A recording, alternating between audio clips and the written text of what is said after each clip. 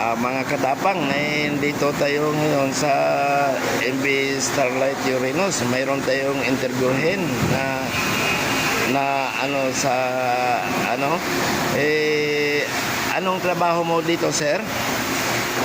Ako po ay nagtatrabaho sa engine, kaya po yung makasama ko mga masisipag.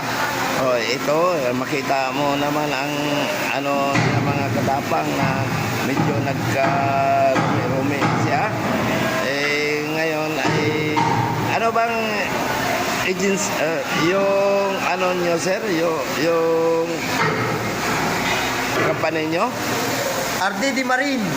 Oh, yun sa RDD Marine daw silang natin, kaya nga pinipicture natin siya sa ngayon kung gaano siya kasipag, at makita naman ninyo na siya ang